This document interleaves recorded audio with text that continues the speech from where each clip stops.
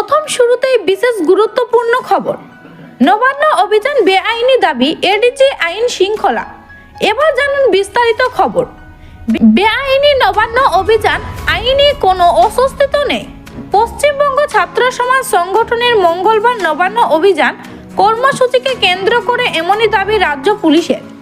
উল্লেখ্য, আরজিকর হাসপাতালের চিকিৎসকের ধর্ষণ এবং খুনের ঘটনায় নির্যাতিতার সুবিচার এবং মুখ্যমন্ত্রী মমতা বন্দ্যোপাধ্যায়ের পদত্যাগের দাবিতে মঙ্গলবার নবান্ন অভিযানে ডাক দিয়েছে পশ্চিমবঙ্গ ছাত্র সমাজ।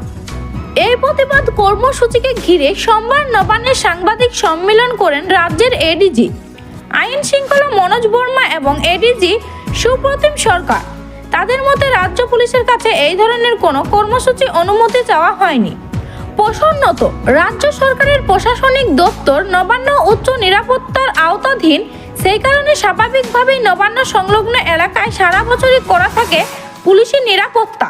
সেই বিষয়ে এডিজি আইন শৃঙ্খলা মনোজ বর্মা বলেন, নবান্নের নিরাপত্তা আঁটোসাঁটো থাকে, তাই কোনোভাবে অনুমতি না নিয়ে কর্মসূচি করা যায় না। এক্ষেত্রে আমাদের কাছে কোনো রকম অনুমতি চাওয়া হয়নি, তাই এই কর্মসূচি বেআইনি। তবে নবান্ন অভিযানকে শক্তিপূর্ণ বলা হলেও অভিযানের মধ্যে অশান্তি ছড়ানো হতে পারে বলেও মত। পুলিশ কর্তাদের যদিও নবান্ন ব্যতীত যে কোনো স্থানে মিছিলের অনুমতি চাইলে তা দেওয়া হবে বলে জানালো মনোজ বর্মা। অন্যদিকে মঙ্গলবার ইউজিসি নেটের পরীক্ষা রয়েছে।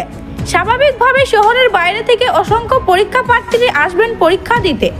এক্ষেত্রে মিছিলের কারণে তাদের যেন কোনোভাবে অসুবিধার সম্মুখীন হতে না হয়, তারও ব্যবস্থা করা হচ্ছে পুলিশের পক্ষ থেকে।